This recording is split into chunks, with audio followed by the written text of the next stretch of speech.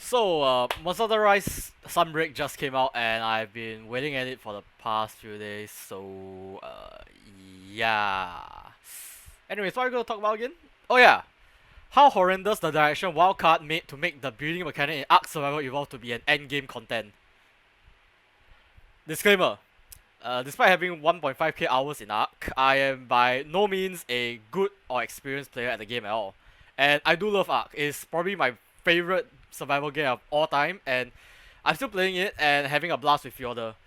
But that does not mean that I like everything about the game. Like some hyperactive, obnoxious, positive-only mindset kid that tells everyone nothing is bad in the favorite game that I have, and all is good in the world since it's my favorite. Having a favorite game is like having a best friend. You know his strengths and flaws, but you still stick with them to the end, despite all the time he threatened you with a sword. Chinese man. Okay, can you please move?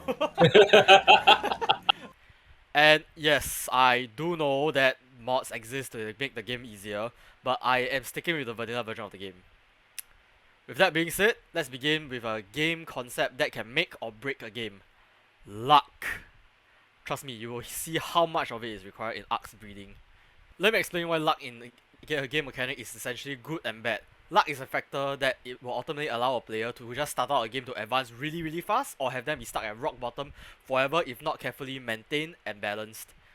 Additionally, luck is not something that can be controlled by any player, making it a wild factor instead of measuring a player's skill.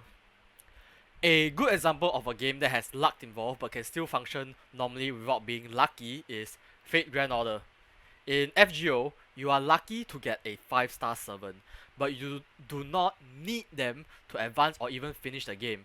The game is clearable by using the most common 1 to 3 star servants, and the 5-star servants are just there to make it easier for you to clear, but they are not needed to clear the game.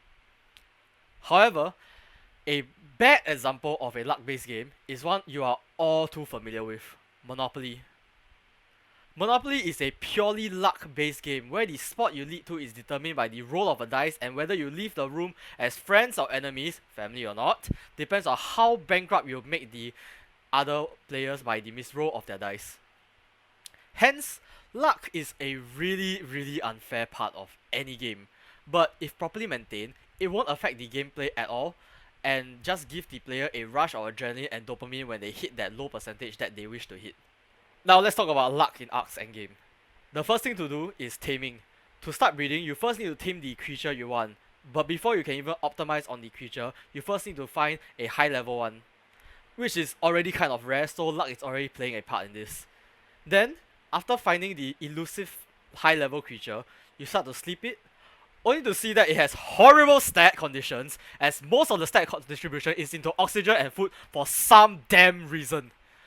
So, you kill the creature, search for the next rare max level creature, sleep it, check its stats, killing it when the stats are not to your liking, rinse and repeat until you get that perfect creature you want, and pray, just pray that you are lucky enough that the taming effectiveness distribute the stats to the desired parts. Only to realize that now you need another one of another different gender of the stats that you want. So you start the cycle of finding, sleeping, checking, and killing until you find another creature of a different gender, and pray again that the extra levels when tame goes into the desired stat you want, and you might think that the difficult part is finally over, only to realize your walk into hell has just begun.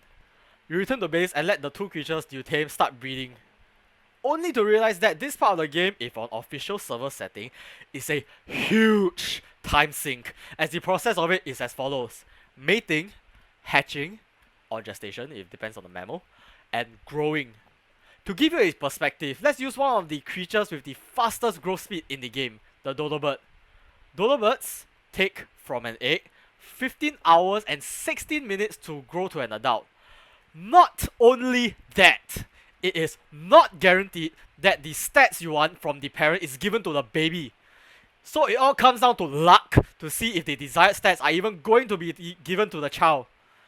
This is not even factoring mutation, yet another stupid luck-based stat, increasing a mechanic to an already complicated and time-sinking part of the game. So you have to not only pray to whichever religion you follow, or just plain old lady luck if you're not in any, that the baby you hatch or gestated gets the best stat distribution from the best mutation, and all that requires an extremely long and honestly stupid amount of time to get there. Let's use the Dodo Bird as an example on how long this will take. Let's say you want HP and attack on your Dodo Bird, just 2 stats, and you were lucky enough to get the highest HP and the highest attack Dodos from the wild of different gender. Let's say it takes you 10 tries to get the best stat combination you want, and you were also lucky enough to get only 18 hours for the mating interval each time. 18 hours is the lowest time that is needed for each mating interval. Factoring all this in, it will take you 8 days more or less to get your best stat combination Dodo baby. And this is factoring that you are lucky enough to not only get the lowest mating interval, but also lucky enough to even get the result you want by breeding only 10 times. And this is a fucking Dodo Bird. You aren't even calculating a Rex, Spinos, or fucking Gigachalosaurus stat yet, and it is already this ungodly atrocious. And what makes me mad the most is that this is what Endgame is. This huge, boring, stupid time sink is Endgame. What kind of Endgame is this? Endgame should be where efforts are not dictated by luck to get what you want, but dictated by how much effort and grind you take to get to that point without relying or being shackled by lady luck. And why is mutation even a thing when all it does is just have a chance to increase the stat by that little amount, and then you get a chance to stack those mutations, and if you are lucky enough, you get that perfect creature you want. I swear this mechanic is so damn stupid. Not only is endgame determined by the stats of the creature you have and not what kind of creature you have, it is only obtainable by the pure luck and you are able to find a high level creature with stats you want, by pure luck that you are able to find another high stat creature with a different gender, by pure luck that you are able to get the baby with the desired stats from the parents, by pure luck that you can get a single mutation, by pure luck that the mutation you will get is the one you want on the desired stats, and by even more pure luck that the next mutation you get is the one that you also want on a desired stat to start stacking them. Why is ARK's endgame determined by the luck of a dice roll, and why did they make it such a huge time sink in the first place?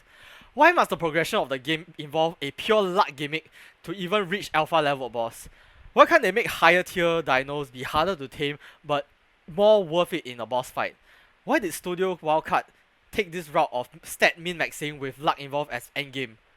And why did they even allow such a gimmick to happen in the first place, as this totally throws off the balance of the game when a single fucking super-powered Dodo Bird can run into a Giga Chadosaurus and one-shot it if it's inbred enough with enough stat points in attack, when in reality the Giga will probably just step on the little fucker and end its miserable life of inbreeding. Now, I am not only going to complain and not offer an alternative to what I think the breeding should be in ARK. I will say again, luck is not necessarily a bad thing, but it also can be a good thing. Breeding in ARK should be limited to what you want the creature to have. For example, let's take the Dodo Bird again. The Dodo Bird has quite a few physical features, so let's focus on its most prominent feature, its beak. The beak of a Dodo Bird is used to eat nuts or even shellfishes, but they are also its defense weapon.